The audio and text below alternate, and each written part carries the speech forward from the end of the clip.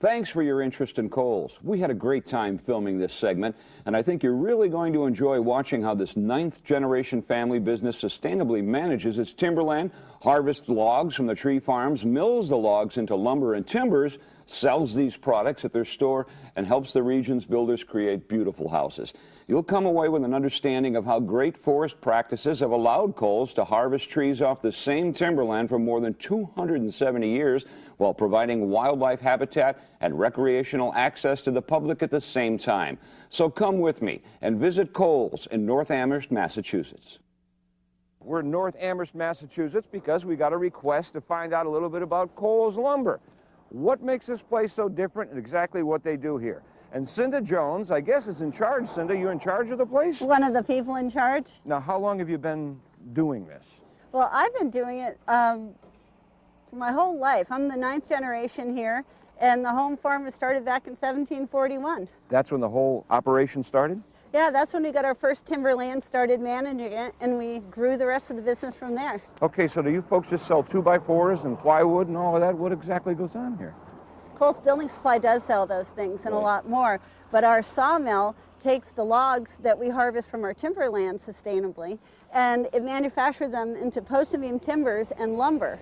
And that lumber we do sell in the store along with anything else a timber framer or builder would want for a house, like roofing and windows and doors. So the trees, are they grown all in Massachusetts? They are. And I understand you've got an observation deck somewhere in this building, right? I'll show you that too. What is the purpose of that? Well, it's to teach people. Lots of people want a tour of a sawmill, just like you do, and it's hard to give everybody an individual tour like this. So this walks people through the whole process that I'll show you today, from the woods to the manufacturing to the retail, and allows people to look through a window and watch how logs turn into lumber. Oh, that'll be fascinating. So we're going to start out in the woods? Yes.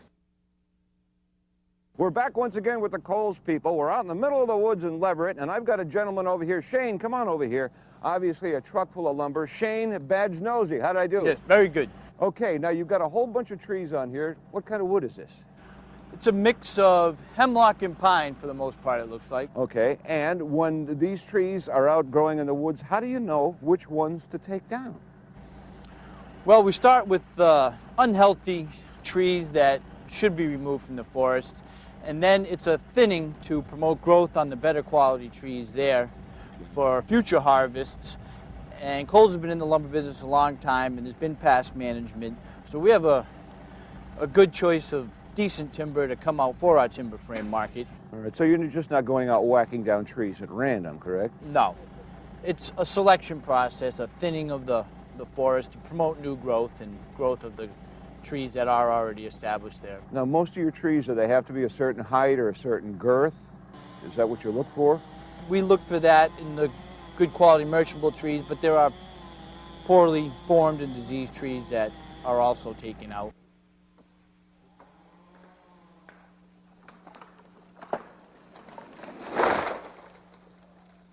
So when they're cut down out in the forest, obviously there's none that are cut down around here. How do you get them from wherever you get these trees from to this point? There's a number of machines that do it. This particular job, it's a cable skidder, which will take the usable part of the tree, attach a chain to it, winch it in, and drag it down to this point where it's pushed into an area where the truck can get it. Okay, and a guy with a big scissor-looking thing that's up in the back there lifts him up, put him out. Now, where do we go from here? Loads it up, and it goes to the mill to be sorted in our log yard. And that's what's going to happen to this stuff? Yes. Can I take a ride down there and see what's going on? Certainly can. All right, terrific, thanks. Good. All right, we're going down to the lumber mill. Oh, I'm going to ride in a lumber truck. Woo-hoo. You know, one thing you don't want to do is ride that truck very often. That's why. We're back at Cowls Lumber Yard here, and Shane, yes. I just left. How did you get down here so fast? I know a shortcut. Yeah, I'd say you do. Well, listen, I imagine some of this stuff is what the truck driver just brought down, and other trucks. What's going on here now? It is. The trucks bring them in, lay them out like we see here, Right.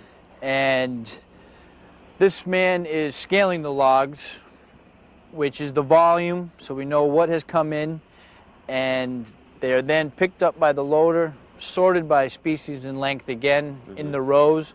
So when we're looking to fill a particular order, we can easily grab from the rows and put the log in through our mill. Now, how long of a log can you possibly get down here? Our mill now saws up to a 32-foot log, which is a long log. Boy, you don't find them very often. No, you don't. So the whole process obviously has to start over in the lumber mill, right? So are you going to be taking me over there and showing how we turn this into lumber? I got a little bit of work to do here, but you'll be able to find Cinder at the mill. So Cinder's going to be in there. I'm not going to find you in there, right? No, I won't get ahead of you. Because if you do, I want to know about the shortcut. All right, let's go into the lumber mill here. Wow. Oh, Cinda, there you are. Shane said you were going to give me a tour of the sawmill, but I see you looking at these wonderful, come see what we saw. What is all this about? Well, the customers at the store where we sell this lumber wanted to see how we do it. So we've produced these panels to show them how we practice sustainable forestry and how we turn logs into lumber. And the New England Forestry Foundation helped us put together this educational exhibit. So I see by some of these things, like before 1700, the forest looks beautiful, and then things get worse and worse and worse. And now, today, a modern forest landscape, it looks exactly the same way it did back in 1700. It does. Those are the Harvard forest dioramas, and they show us what we know, which is in western Massachusetts, acres of forest land are actually increasing every year. There's no threat of losing them. So folks actually come up and can have a tour of the place, yes. Like you're going to give me now, right? Would you like to see? I would love to see it. Oh, this is your observation deck, eh? Why is this here? We want to give the public a way to see logs turn into lumber and learn about the whole manufacturing process. Well, that's why making it here is here. So how does the whole thing work out here? Well, first, the loader operator picks logs from the log yard, depending on the length and species of the timber that we need to saw. He puts it on the outside log deck. Tony, the debarker, is at the yellow machine, and he takes each log, spins it with those dogs that hold on to the log, and this machine eats that bark off like corn off a cob. The log spins down and lands on the inside log deck. Okay. From there, the sawyer's in charge. He's in the green box, and he holds that log and pulls it across the saw. He squares it up, and those edgings fall down to conveyor belts underneath the mill. Those go and get shipped and sent outside. Then he takes the log, turns it again, and starts making boards. As the boards come down, John here edges them. He has a machine that has laser lights, and he can maximize the width of each board. The resulting square timber is our main product, and instead of going to John, that product goes straight out the door.